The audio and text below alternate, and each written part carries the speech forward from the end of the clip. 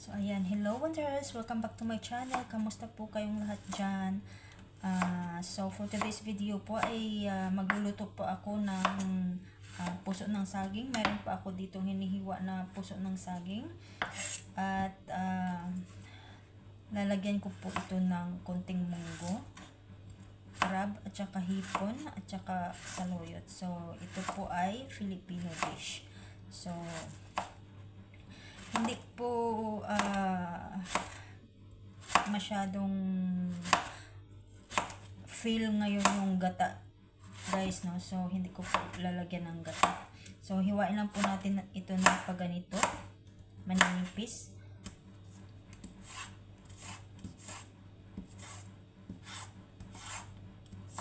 Ayan.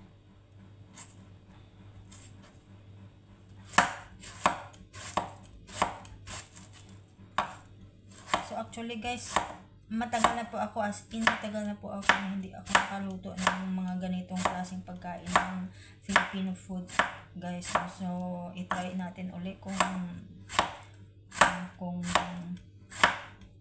marunong pa ba. Anyway, ang pagluluto naman, guys, ay hindi naman yan talagang sunod sa step by step. It depends lang po yun sa style mo or so sabi nga yung cooking is an art. So ganyan. So naisama ko po yung ito. Pero hindi naman po siya makapal.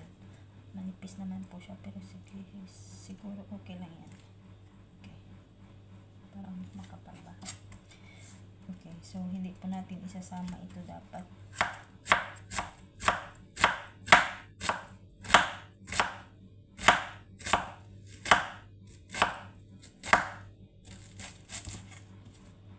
Ayan.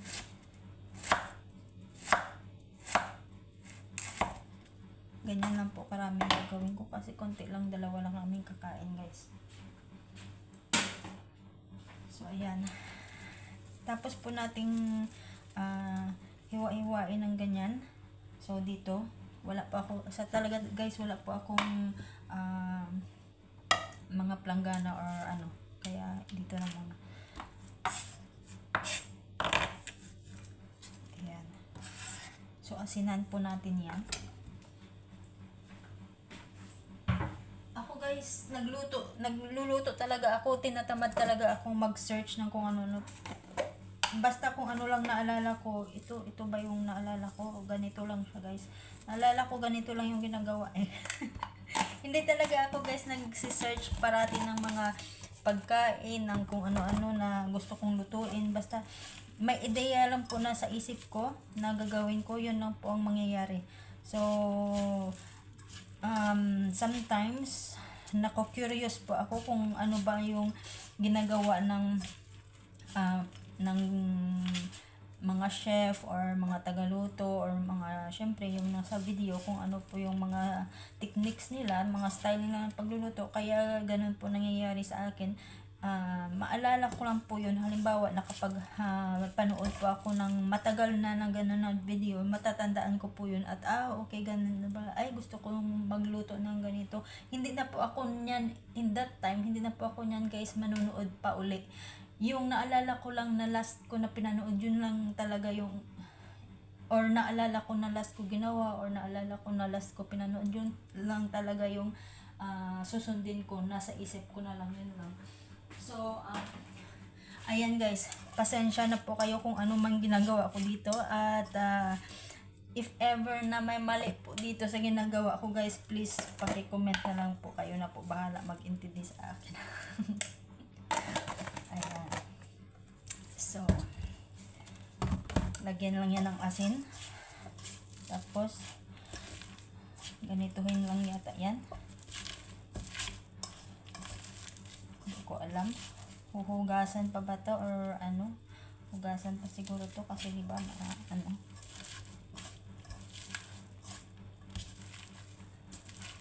palabasin lang yung ang tubig niya, yung katas niya, para matanggal yung mapakla na lasa.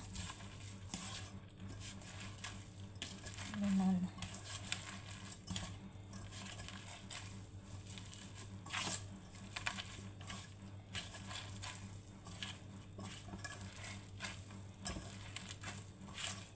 basta huhugasan to. Basta hinugasan ko na to kanina bago kinat.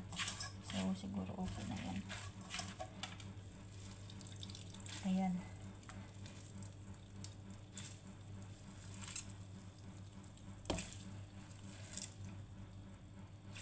Ayan. Ayan siya guys. Okay na siguro yan.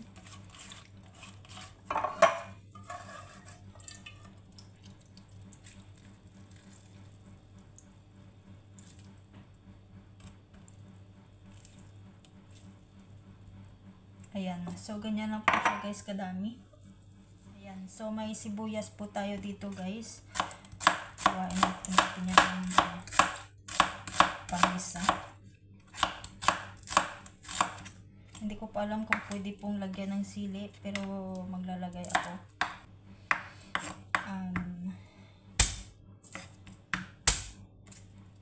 Bawang.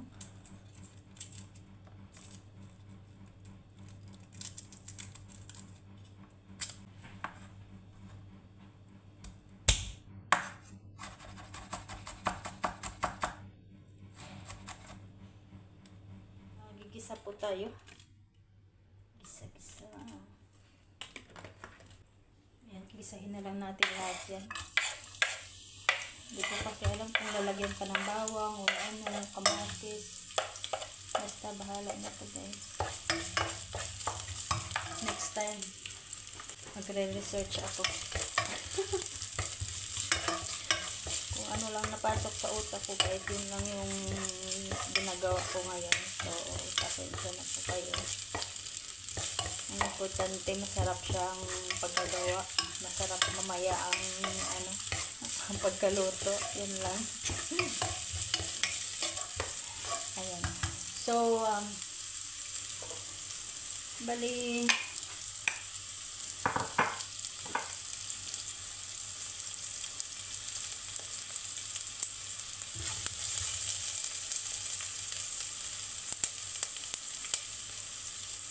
ayan. So, pinag-iwalay ko na po ito. Dalagay na natin.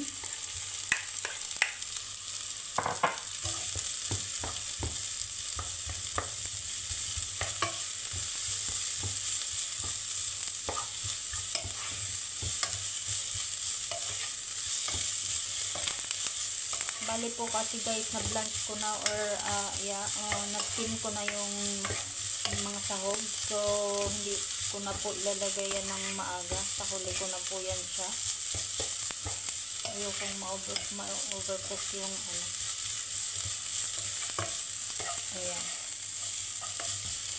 May asin na po yan siya kanina. Pero hindi ko muna lalagyan siya ng asin. Bali, titikman ko pa muna siya mamaya. Pepper. At saka maglagay tayo ng magic syrup guys. Para maging magic ang syrup niya.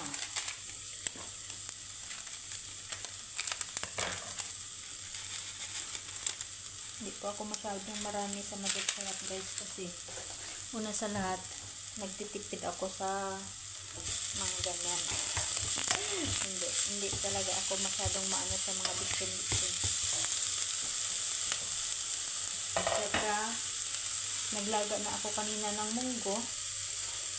Ayan, lalagyan natin yung nilagang munggo.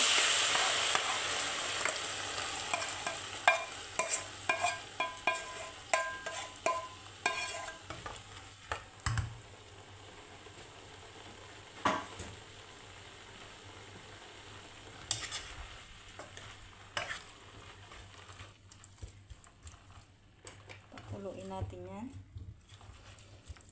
Dagdagan muna natin ng tubig bago pakuluin para magano. Para may konting sabaw. So, tatansyahin po natin yung tubig kung kakasya doon sa may dadagdag natin sa luyot at saka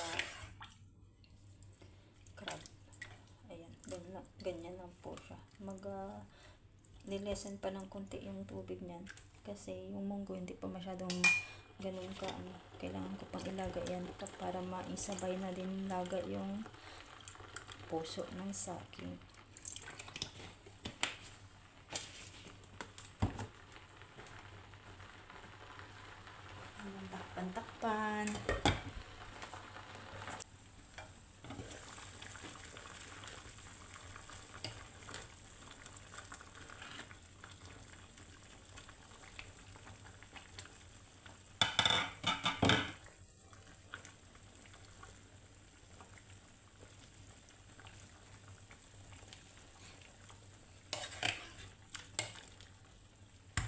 So, ayan po guys.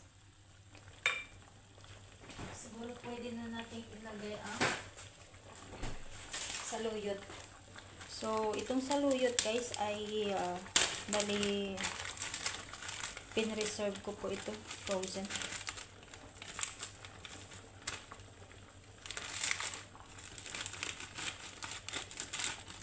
Bali malinis na po yan siya. Diretso na po yan siya sa caldero.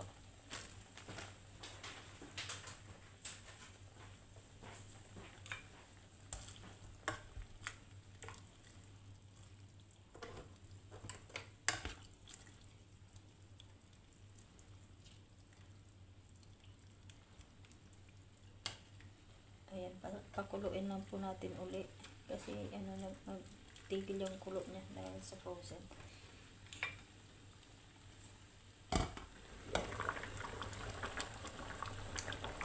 Ayan guys, so luto na po ang ating mga gulay-gulay at ready na po yan siya. Ilagay natin ang na-steam na crab at saka konting hipon.